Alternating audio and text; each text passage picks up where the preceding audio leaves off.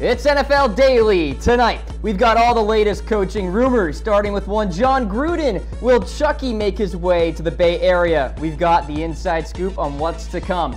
Plus, who's interviewing where? We've got a breakdown of coaching candidates for teams in need, including Josh McDaniels and Mike Vrabel. And which Super Bowl matchups are the most likely to happen? We've got the top 15 most likely matchups for Super Bowl 52. Plus, with the playoff field set, we rank the 12 teams by their all-time win percentage. And there are plenty of surprises in store. Take a trip down memory lane. It's NFL Daily. Let's go.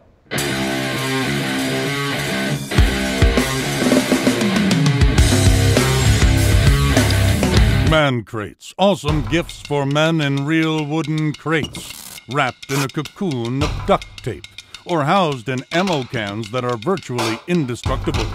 Some gifts he'll get to assemble himself. Some gifts you'll beg him to share. And some gifts are sealed inside layers of rock-solid concrete. Gifts guys love, from grilling gear to old-school video games and more. Man crates. Awesome gifts for men.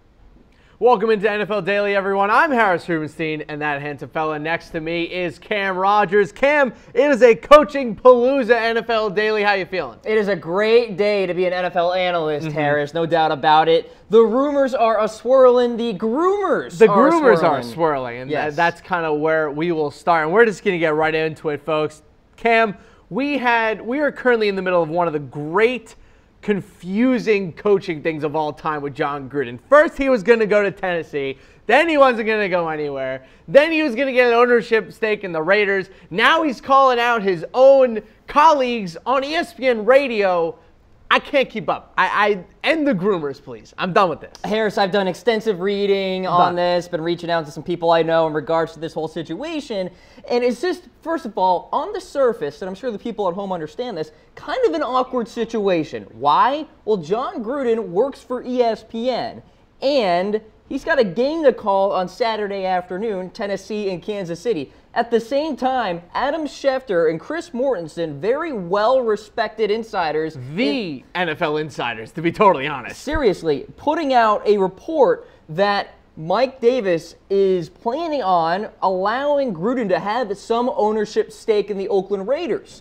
And then you have Jon Gruden going on Golic and Wingo this morning, the morning drive show for ESPN, essentially, Mark Davis, to correct myself there, appreciate it. So going on Golic and Wingo and saying essentially that there is no validity to that report, right? That there is some ownership stake kind of in the wing here for Jon Gruden. So he is essentially going against what Adam Schefter and Chris Mortensen reported in the first place. And so we'll first kind of give you some context here about Jon Gruden going after Stephen A. Please Smith. do. So Stephen A. Smith on First Take said the following, quote, Jon Gruden does not deserve an ownership stake in an NFL franchise. Not unless he's coming out of pocket with his own money and investing and they vet you and let you in. It shouldn't even be brought on the table. Harris, Jon Gruden clapped back this morning and we have the clip. Let's roll it. It's been reported that they offered you ownership in the team and some of the things that they've talked about. What can you tell us about that? There's no truth to that at all. I heard Stephen Smith screaming at me on TV yesterday on one of his shows. Well, he does that to everybody, just so you know. That's one of the most, there's no validity to that at all, none, zero. So that's a nice segment that I saw, but no ownership, that's for sure. I love inter-network rivalries. I love people when they're at their necks, especially with like all the problems ESPN's been having. Now, he's going to be doing this game, and I think it's kind of obvious over the past couple of years, past 2 years now, that if you've watched John McDonough and Jon Gruden, or Sean McDonough, I should say, they're not the best in terms of chemistry.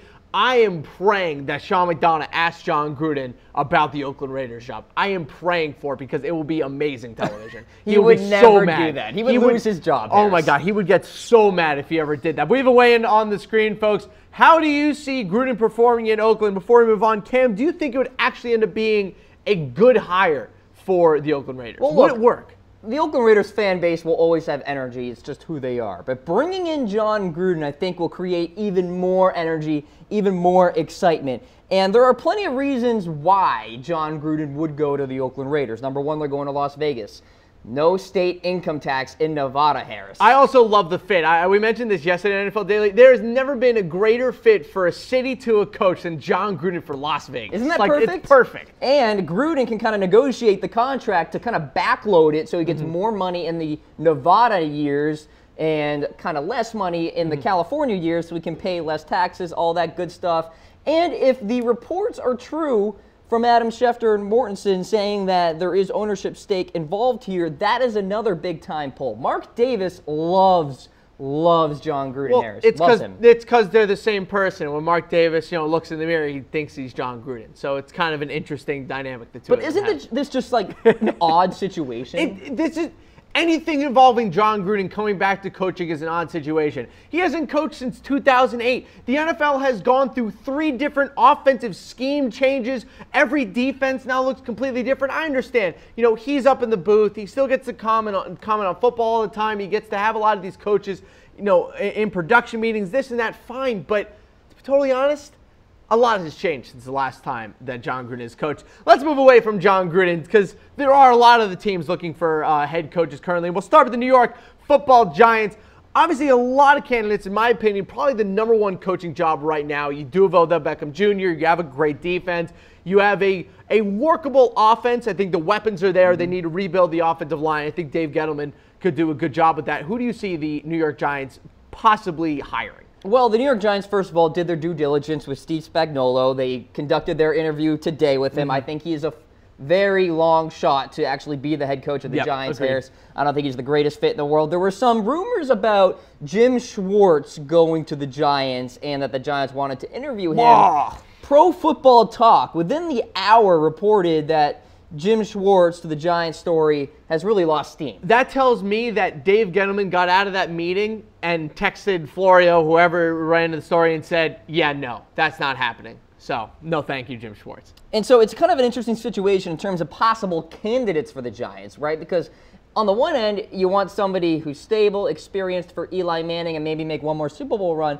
But on the other hand, maybe you want somebody with more energy, youthful presence for that post-Eli year, in that era. And I'll put it this way. It was very obvious that the last time the Giants made a head coaching change and they brought in Ben McAdoo, that they just didn't make the right choice. This is the second time now that they're going to have interviewed Josh McDaniels for a head coaching gig. And now the second time that Bill Belichick has come out and said, yes, they should hire him. Basically, like telling the Giants to hire his offensive coordinator. And I didn't know why they didn't do it the first time. I will be extremely critical of them if they don't do it this time. You know what the change is this time? New GM here in New York with Dave Gettleman now as the GM. It'll be interesting to see how he goes about this interview with McDaniels. Can't you see him just Gettleman wanting to hire one of his guys, maybe bring in Steve Wilks, who obviously was under him when he was the GM for Carolina. Steve Wilks wasn't the defensive coordinator at that time, but he was on the defensive staff. I think it's fitting. It should be an interesting one to watch. This is actually probably the least predictable for me, talking about the Giants here. Fair enough. All right, let's move on to the Detroit Lions. Jim Caldwell, the all-time 8-8 football coach, is officially out. They have a lot of options, including 2 in-house options in Terrell Lawson and Jim Bob Cooter. I would have thought that going into this offseason, Jim Bob Cooter would have way more momentum going towards a head coaching job because he had a lot of it at the end of last season. And then this year, you had a lot of quiet. There weren't a lot of noise around Jim Bob Cooter. Who do you think the Lions will reach out to? Well, again, the Lions did their due diligence in-house. They interviewed Terrell Austin and Jim Bob Cooter. I think what the Lions want is somebody who can come in and also at the same time allow Jim Bob Cooter to remain as the offensive coordinator because the Lions do want stability there in the relationship with Matt Stafford and Cooter. And if Cooter, gets elevated to a head coaching position in Detroit or somewhere else, they lose that stability there. So that's the point number one that the Lions want. They want to keep Cooter there at the offensive coordinator position. Pat Shurmur would be a very interesting play here. The Vikings offensive coordinator. Lions are going to interview him tomorrow. Could Shurmur remain in the NFC North but jump ship for another team? It'll be interesting to see. They're also going to talk to you, Harris, Packers assistant and linebackers coach Winston Moss. Winston Moss, that'd be an interesting name to bring in. I personally think, I'm not trying to push Patriots guys here, but the connection between Jon Robinson and Matt Patricia with the former Patriots front office guy is there too. I think Mike Vrabel also would be a fantastic push. I think that guy is a future head coach. Bob Quinn there, the GM, the Lions-Patriot ties. Quinn, yes. And Matt Patricia is expected to be in town in Detroit over the weekend, Harris. So maybe they can have good negotiations, good talks then to kind of get things going, get the ball rolling. I guess you could say a good positive there for the Patriots having that bye week. You can kind of get those interviews done with McDaniels and Patricia. Another head coaching vacancy is the Indianapolis Colts. They got Josh McDaniels coming in tomorrow for an interview.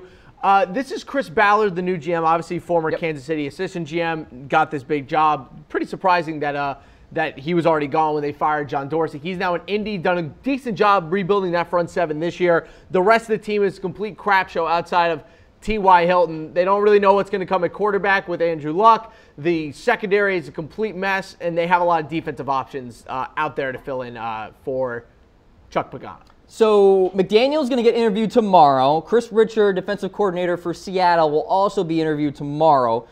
And the Colts have requested interviews with Steve Wilks and Mike Vrabel as well. So a lot of big names here in the pool for the Indianapolis Colts. I think you should watch out for Chief Special Teams coach Dave Taub here. I think he'd be a popular one. Yep. And he has connections to Chris Ballard dating back to their days in Chicago back in 2004. And this is Chris Ballard's first real opportunity to find a new head coach, right? Because last year was more of a tryout year. Ballard was like, okay, Chuck, go ahead, I'll give you a shot here, see what you can do. Really wasn't a fair shake for Chuck, but Chris was ready to move on, as was the rest of the Colts leadership. He gave him his due diligence, and he gave him the last year, that was his last year of his contract as well. I think it was a fair extension. Sure. They knew they weren't going to do anything, and I think now giving the new head coach a fair shake at a season is the right move. And we bring up this reaction poll here, Harris, because I heard today on the wires, if you will, that perhaps the Indianapolis Colts vacancy is the most attractive just because of Andrew Luck. But with Andrew Luck healthy, is that true? It's difficult to say because, look, there's a difference now between with Andrew Luck healthy, because even if he is healthy, we don't know what he's going to be. And this is coming from Andrew Luck's number one fan. A big supporter, yes. Who cried the day that I found out he wasn't going to play for basically a season and a half. Look, we don't know what he's going to be when he comes back. And I don't think it is, even if he's healthy. Look, the offensive line is not good. The secondary is terrible. The defense was 32nd in points allowed. They're not going to have a crazy high draft pick this year. It's just this team is middling right now. So they have a good GM, but at the same time, if you're a head coach and you have options to go to, let's say you're Josh McDaniels and you have the Lions gig, the Giants gig, and the Colts gig all in front of you. Are you ever going to choose the Colts gig over the other two? Even with Andrew Luck healthy. I would choose the Giants 10 times out of 10. If you want a guy that you can build your franchise around and Andrew Luck, then you're probably going towards the Indianapolis Colts. True, but there's so much more to rebuild, and we've seen that, even with Pagano, he had Andrew Luck for a couple of years, and yeah, it extended his job for 2 years, but as soon as Andrew Luck got injured, he was gone. I think it's a tough ask. All right, folks, throwing those thoughts there. For sure, a heart, no different team. Give us a laughing face, so there you go. Absolutely. Let's move into our next head coaching vacancy, Cam. We have the Arizona Cardinals. And, this is an interesting franchise because as of right now, Bruce Arians, gone, head coach. Carson Palmer, quarterback, gone. So the two most important people on the entire football field for the Arizona Cardinals are now both gone. And who knows about Larry Fitzgerald, too. Exactly. So the total leadership of the franchise is kind of in flux. They need a new quarterback, so they're probably going to have to draft one because everyone knew that they wanted Patrick Mahomes last year, and the Chiefs basically snatched him from right out under their noses. So they don't have Patrick Mahomes. They don't have a head coach. So they're starting completely over. Who do you think they'll bring in? So the Arizona Cardinals, it is an interesting situation here because they are now in the process of looking for a new quarterback. Whether or not they can go out and grab a Kirk Cousins or someone in free agency remains to be seen. My inclination is the Arizona Cardinals are going to go to the draft. Okay. And perhaps grab a Baker Mayfield, a Lamar Jackson, and see what can happen. So in that vein, you would think the Arizona Cardinals leadership, and this is kind of falling in line with my research here, would go with someone more of a quarterback whisperer. And I think John DeFilippo would be a fantastic hire. In fact, may be the best fit possible for any respective team out there with a vacancy.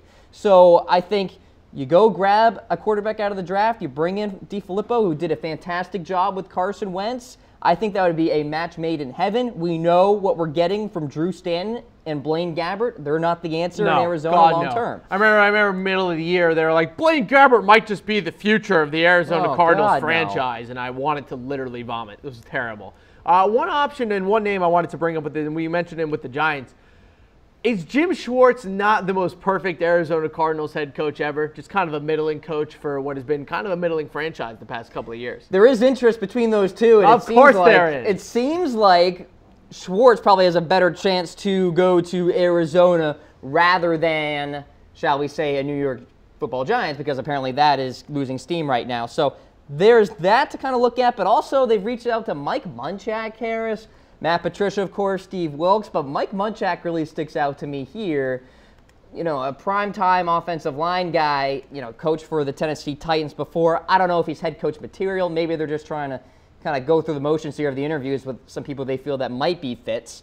But you got to think that DeFilippo is up there, and Jim Schwartz as well. They're also in talks with their defensive coordinator, James Betcher, but not enough experience in my eyes for him to actually get promoted just yet. One more head coaching vacancy we have are the Chicago Bears. They interviewed their defensive coordinator, Vic Fangio, today. Saw on the social media wires that the reason that they didn't fire John Fox early is because Vic Fangio probably would have been given that job, and they didn't want the expectation to be that he was just going to get the job. They have McDaniels coming up, as do they have Pat Shurmur. And they've also requested a interview with the Vikings defensive coordinator and the Chiefs offensive coordinator, Matt Nagy. Yeah, Matt Nagy is actually an interesting name. Yeah, Harris. He did a great job with the Chiefs this year, especially during that win streak that they had and going into the playoffs now with some momentum. He's going to be a popular name out there. So the Chicago Bears, their thinking is they want to go out and grab somebody who can develop Mitchell Trubisky. They saw what happened in LA, right?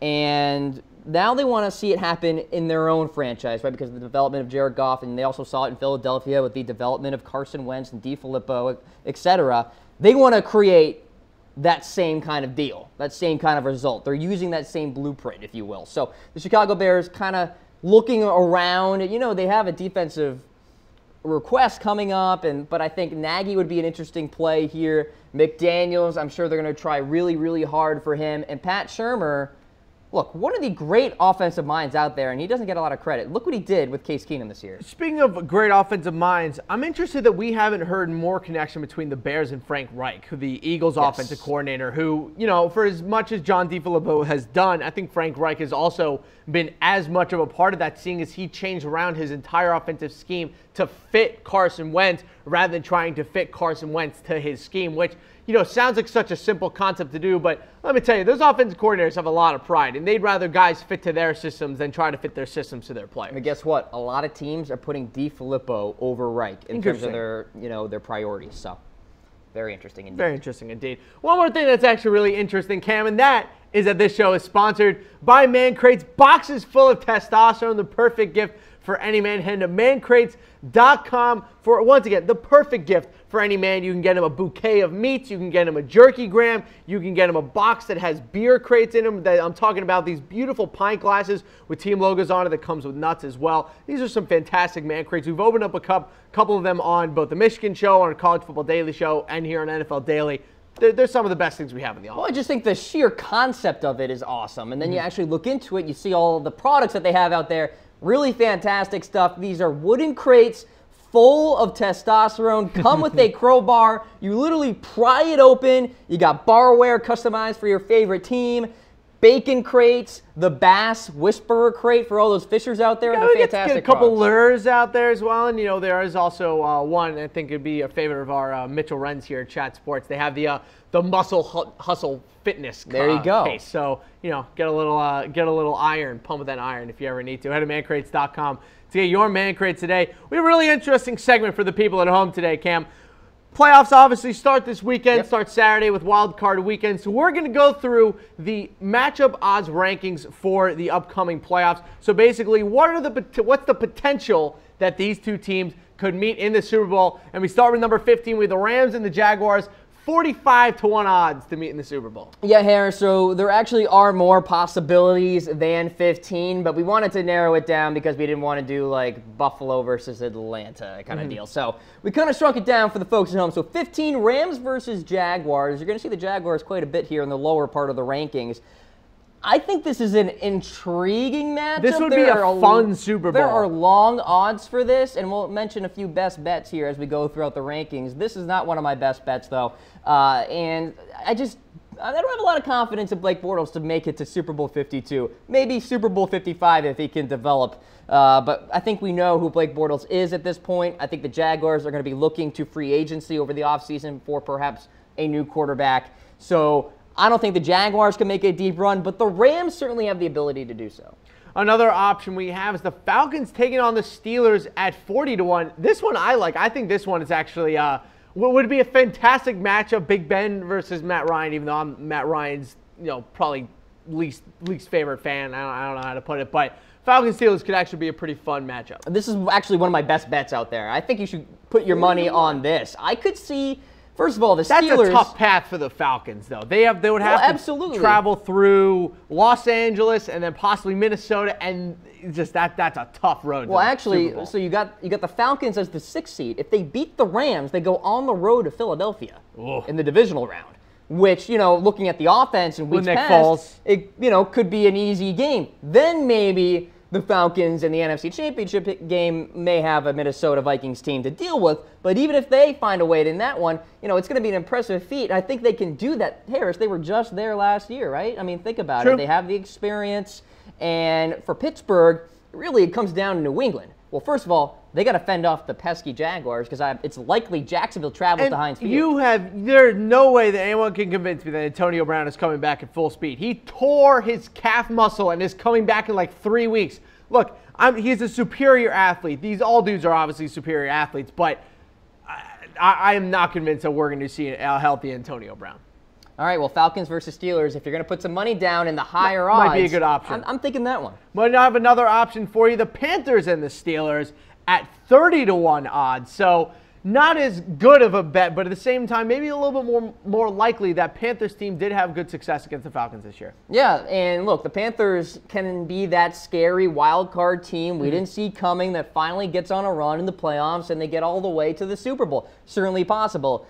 And I do have my concerns about Antonio Brown, Harris. You're absolutely right. I mean, how healthy will he be? I still think an 80% Antonio Brown is a top 10 wide receiver in the NFL. So the Steelers, they have kind of a path to get to the Super Bowl. The Panthers got to go on a crazy run, and that game against New Orleans, it's going to be really tough. It is going to be tough. Cam versus Big Ben would be fun. I hate this next matchup we have coming up, the Vikings versus the Chiefs. Do not put any money on this, please. Absolute snooze fest. It would be like 10-6. No thanks. The Vikings have a very real shot to get to Super Bowl 52, Harris. The Chiefs, they have a real shot to win this week, and maybe that's it. Another option we have is Vikings versus Jaguars, two teams who, I've mentioned this meme a couple times now. It's like the Spider-Man meme. They're both kind of just standing there pointing at each other. Hey, we're the same exact football team, except for the fact that, oh my God, Cam, this is kind of my whole thing. I can't believe that we might see Blake Bortles win a playoff game.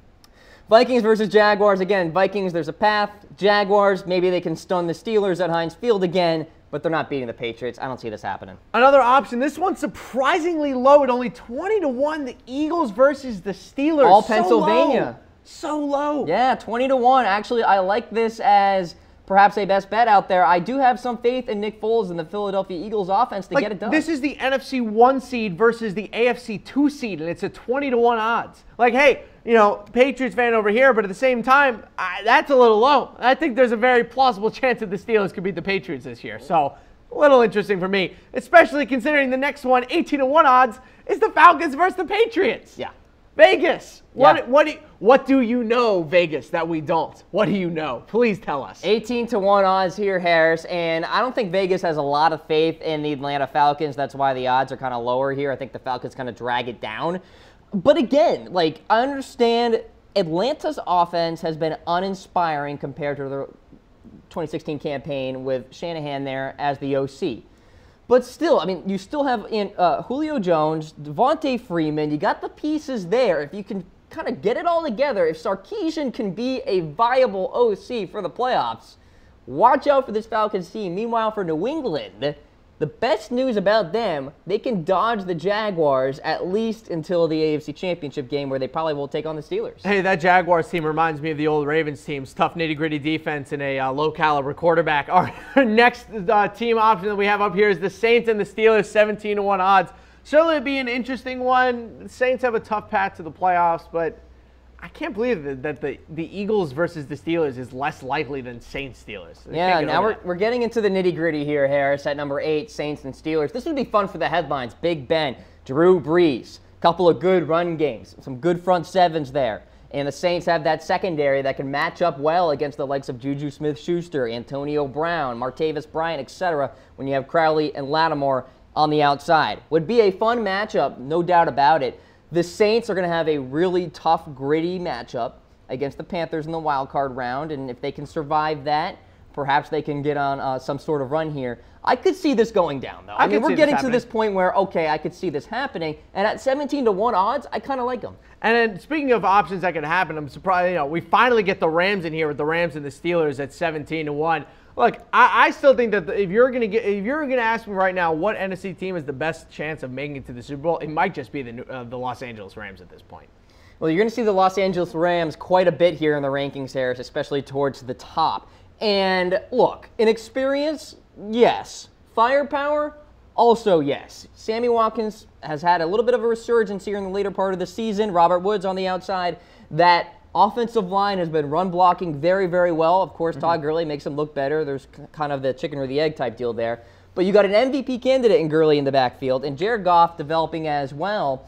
It all comes down to the intangibles with me in terms of the LA Rams. Can they kind of get over that first quarter jitter versus the Atlanta Falcons? Can they get over that hump there and then just get on a big run? Another option we have at number 6 is the Panthers versus the Patriots, 14-1, a rematch of Super Bowl 38 way back in 2003. Where's John Fox when you need him? And also, hey, people forget that Patriots versus Panthers Super Bowl, one of the great forgotten Super Bowls in, I think, Super Bowl history. Came down to the last minute, Brady making a great drive, Adam Vinatieri kicking his second game-winning field goal in 3 years. Panthers put up one heck of a fight. That was a great team. Mushi Muhammad, Jake Delhomme. That was a fun team. Julius Peppers was on that team. It was a fun Super Bowl. And this would be a fun Super Bowl, too, as we have a weigh-in for the folks at home. Would you want a Cam Newton versus Tom Brady Super Bowl? Is that something that you're on board with? I know the networks would be on board with it. The media people would be on board with it. It could make for some fun football. Talk about a stark contrast of styles. Let's move on here at number 5. We have the Eagles and the Patriots, the 2 number 1 seeds. A recent fixture in some Super Bowls. A lot of 1 seeds versus 1 seeds in the past couple of years. But I don't like this matchup. Without Carson Wentz, it just doesn't really have that kick to it. Yeah, I mean, these are the 2 1 seeds, right? So 9-1 odds here, number 5 in terms of the matchup odd rankings. And look, it all comes down to Nick Foles. Can he be an adequate quarterback for the Philadelphia Eagles? The good news is they have that home field advantage. They have been dominant at home so far. Can they carry that into the postseason? I think so. They're going to need the crowd big time in these games. But around Nick Foles, that team is still very well balanced, still pretty solid. Can they get to the Super Bowl? Yes. Will they? Don't know yet. Our own Mitchell Renz made a really good point yesterday that the Eagles did such a good job molding the offense around Carson Wentz that they kind of forgot, hey, Nick Foles really isn't Carson Wentz. Our number 4 option, we have the Vikings versus the Steelers at 9-1 odds. This would be a fun matchup. By this time, you'd have to think Antonio Brown is healthy. This is the highest odds, by the way, that we have for the Pittsburgh Steelers. The Minnesota Vikings, by the way, if the Eagles lose in in the divisional round, the Vikings actually would have home field advantage in the NFC Championship game and the Super Bowl if they were to make it to both those games. Yeah, a couple of storied franchises here. You remember the Purple People leaders of the Vikings in the 60s and 70s, and you got the Steelers and Chuck Noll and all that stuff. Would be great from a historical perspective. Also, the Vikings get that home Super Bowl game, right? But also at the same time, Harris, Steelers fans travel very well too. It would be very interesting to see the crowd makeup here in this game, right? Would it be a 60-40 in favor of the Vikings, more 50-50? Who knows? But it would, in terms of the X's and O's, a fun game because you got the secondary there from Minnesota. with Waynes and Rhodes and Harrison Smith matching up against some pretty electric Steelers wide receivers. At number 3, we have the Saints versus the Patriots. Now we're getting into to the real nitty-gritty of these rankings. 15-2 odds for the Saints to take on the Patriots in the Super Bowl. Actually kind of surprised to see a Saints team as the 3rd most likely team, at least out of the NFC, to make the Super Bowl. You know, the NFC is the situation where it's like pick and choose. Yep. You know, you could make an argument for so many of these teams, the Falcons, the Rams, and for different reasons too, Harris, right? Because you got the Falcons' experience, Rams' firepower, Saints, you got Drew Brees. He's been there, done that. So there are many angles to this, but just look at the surface of it, Harris. Brees, Brady. It just sounds perfect. It sounds fantastic. But I will say this, Cam. My favorite Super Bowl possibility is this next one we have coming up. This shocks me. Rams versus Patriots would be, in my opinion, we've had so many great Super Bowls the past couple of years. They've been a lot of fun. You know, the Panthers, we had a couple blowouts in there with the Panthers, Broncos, Seahawks, Broncos, but the teams going into it were super fun. I think this would be an awesome matchup. Rams, Patriots, Jared Goff, the high-powered offense of the Rams, the possible next world beaters in terms of franchise, going up against, who have been the rulers of the NFL for the past decade and a half, the New England Patriots, a possible passing of the torch possibility game. Yeah, I mean, there are a lot of angles to really attack this. You got the rematch. Perhaps the Rams are this new greatest show on turf 2.0, however you want to say it.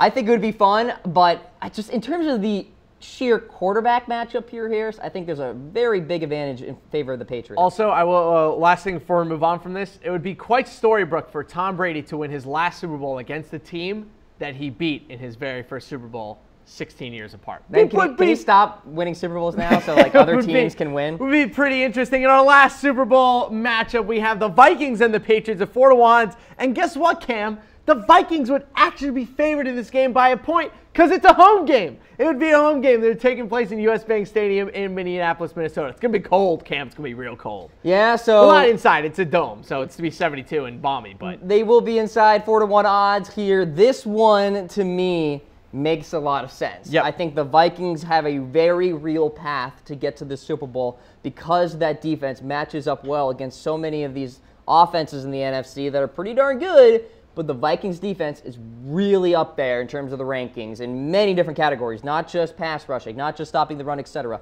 Meanwhile, for the Patriots, again, possibility of dodging the Jacksonville Jaguars. Maybe they get the Steelers again. We all know what can happen in that regard. So as we have a reaction poll for the folks at home, the more likely Super Bowl matchup out there, Vikings versus Patriots or Rams versus Patriots. So throw in your respective reactions. A heart for the Vikings taking on New England, a laughing face for the Rams taking on New England. These are, according to Odds Shark, the most likely Super Bowl matchups, Harris. Give me that laughing face. I want to see Rams Patriots so bad. I think it'd be such a fun Super Bowl. Be a great ratings getter for the NFL as well. What has been a very tumultuous season for most football fans, I think would be very great end of the year to see who I think have been the 2 best teams in football this year, at least the 2 most exciting teams. And getting a lot of hearts right now, a lot of Vikings versus Patriots in terms of the votes. Skull baby, but there you go. It's going to be tough for the Vikings. Hey, Case Keenum in a playoff game, we'll see. I'll take Jared Goff over Case Keenum.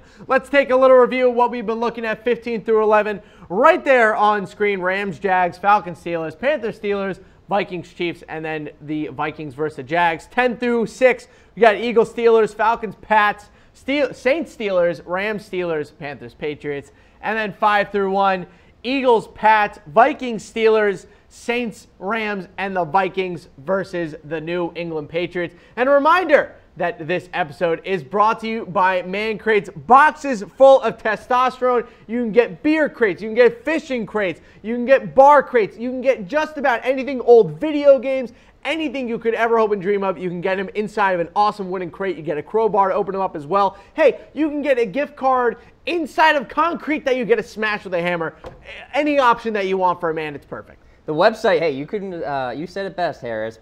Mancrates.com. Check it out. Really fantastic products. And not just crates, too. You can get kind of these, what we call jerky grams and some smaller packages as well. So many different options for your budget. Definitely check it out, mancrates.com. Absolutely. So we have one more segment for you before we head home. Let's do the 2017 playoff teams, and let's go through their all-time winning percentage. Cam, let's start with the Chiefs at number 12, 5-14 in the playoffs. Not great. Yeah, I Not mean, great. look, they're not really... They've done nothing in, like, the past 20 years. Correct. They are not very highly regarded in terms of their postseason prowess. Now, they did win a game as the Dallas Texans back in the day, and sporting a 5-14 record, they are by far, Harris, dead last in terms of all-time win percentage among all of the 2017 playoff teams. And as we go through these rankings, folks, we're going to see some surprises here. There's actually some kind of brand name teams that are lower ranked and some perhaps newer teams out there that are more higher ranked. So very interesting list here. But the Chiefs, yeah, they get the seller. 5-14 record. They might get a win this week, though, against the Titans to make that better. Yeah, and make it 6-14. At number 11, we have the Minnesota Vikings, 19-28 all-time. A lot of games in there for the Minnesota Vikings. I will always be stunned that they weren't able to win a Super Bowl with the likes of Randall Cunningham, Chris Carter, Randy Moss, with Brian Billick there as the offensive coordinator of that crazy air raid offense. They were never quite able to win that Super Bowl. Well, they certainly have no shortage of playoff games, Harris. True. A nice, healthy sample size here. Win percentage of 404. Of course, you all remember the Purple People Eaters of the late 60s to late 70s with Bud Grant. 12 playoff berths from 1968 to 1982. 11 playoff appearances from 87 to 2000 with Burns and Dennis Green as well, Harris. So a lot of history to this team. Just the Super Bowls aren't there. So for the Minnesota Vikings, they have a very real chance to get that Super Bowl this year. Do have a very real chance. Speaking of making it to the Super Bowl, we have the team that made it last year in the Atlanta Falcons. I know a bunch of Falcons fans, and them losing the Super Bowl last year was so heartbreaking because, to be totally honest, it was pretty typical for what the Falcons have known in the postseason in the past. Yeah, so the Falcons here, 9-13. Of course, we all know that 1998 Super Bowl 33, the loss to the Denver Broncos, 34-19. But look, Mike Smith had some successful years here, and then Dan Quinn coming in, starting to put the Falcons back on track after the end of Smith's tenure was kind of rough. So the Falcons, of course, they were just in the Super Bowl last year. You know that. I will never forget when they played the New York Giants. I believe it was in actually the Giants Super Bowl year of 2011, where they walked into New York and put up 2 points. I remember that game. 2 points. In the cold, correct. 2 points. So Matty Ice kind of got ice cold on that one. Let's go to number 9 with the Tennessee Titans, 14-19. Haven't seen them very consistently in the playoffs for a very long time. Are these Houston Oilers stats? Yeah, we are incorporating the Houston Oilers. Stats. I was going to say there as kind of a nugget. Played 22 games as the Houston Oilers in the playoffs. That's what I thought. 9-13 record. Of course, the 1999 Super Bowl 34, Harris. That loss to the Rams and the greatest show on turf. The outstretched arms at the end of that game. Can he get in? No, he cannot. Al Michaels. So they were very consistent from 87 to 93 under Jerry Glanville and Jack Pardee, but lost a lot of first-round games, and that kind of hurt their win percentage. So that's why they're there at number 9, 14-19 record, 424 win percentage there for the Titans. Yeah, just, again, a team that we really haven't seen that consistently in the playoffs for the past couple of years. It's nice to see that they're decently relevant again, but for the most part, they're still kind of the Tennessee Titans. Let's move into number 8, the New Orleans Saints. I lost my spot there. New Orleans Saints, 7-9 in the postseason. Before Drew Brees, never in the playoffs. Also, not to mention, not exactly the oldest team in the book either. Yeah, so these aren't the Aints of old, Harris. Like, they're starting to win playoff games in the 2000s, and I think the arrival of Drew Brees and Sean Payton really made an impact here. And they did have a brief solid run with Jim Mora back in the day, but for the Saints, the sample size not too large, but I think it will continue to grow as Drew Brees continues to go through his playoff appearances. And look, the Saints have a very real chance to make a run in the playoffs this year. I think we could see them go pretty far, but I think they have a great future ahead of them. I think this will be the year, though, that they finally draft that real replacement QB for Drew Brees eventually. I think it's going to come this year very late in the first round. Let's move into number 7, the Los Angeles Rams. Used to be the St. Louis Rams. Now, obviously, the Los Angeles Rams, 19-24. Have had a lot of great playoff teams, but their overall success has not really been there. Yeah, so from 1973 to 1989, Harris missed the playoffs just 3 times, and these were the LA Rams of old before they became the St. Louis Rams. Then you had the greatest show with Falk and Warner, and that was from around 1999-2001. So you got that Super Bowl victory in '99 against the Oilers, as we talked about. But for the Rams here, 442 win percentage, this almost is kind of surprising to me.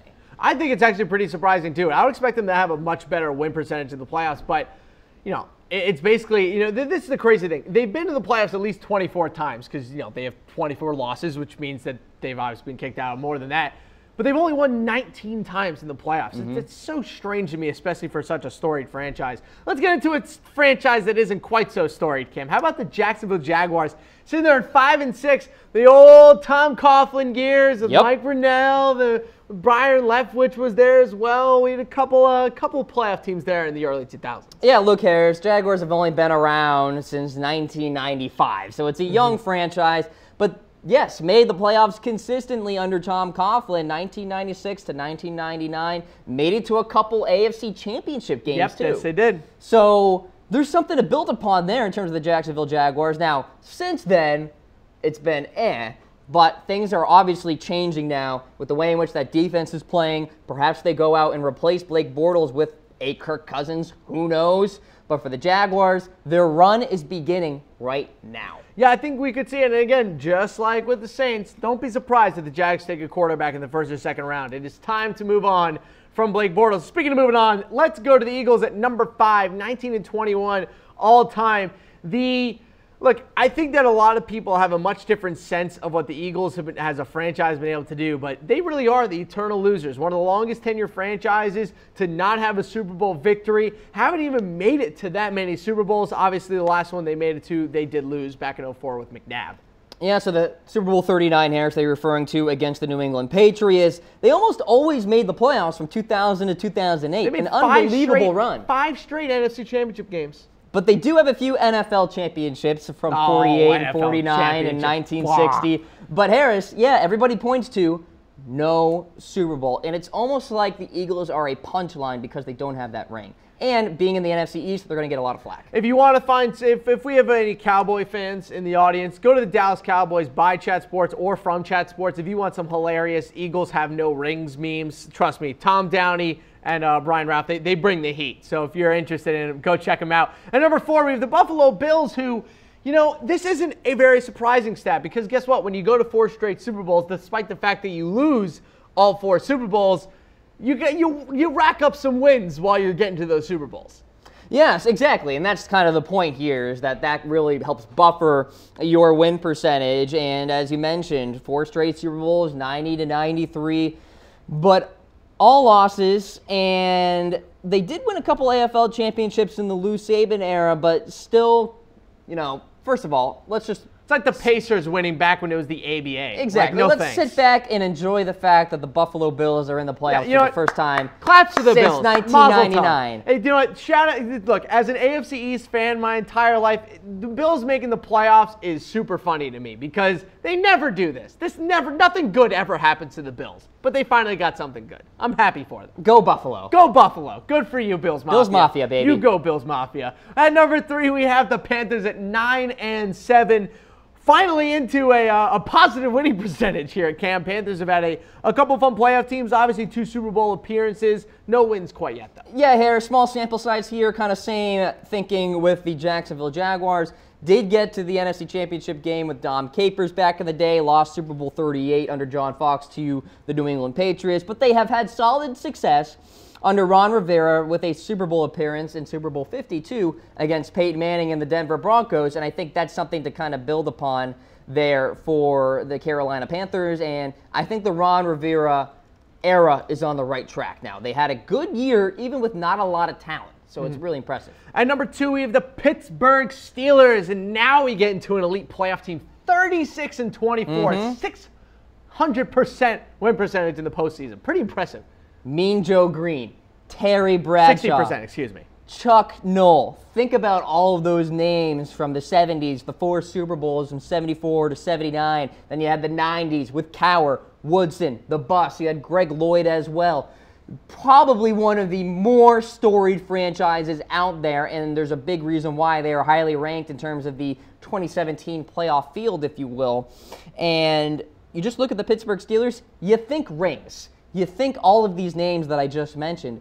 And now, 25 years from now, we're going to start saying Antonio Brown, Le'Veon Bell, Ben Roethlisberger. Well, hey, Le'Veon Bell might be a member. And you didn't hear this from me first. Might be a member of the New York Jets by the start of next year. You didn't hear that from me. Let's go to number 1, the New England Patriots, 32-19.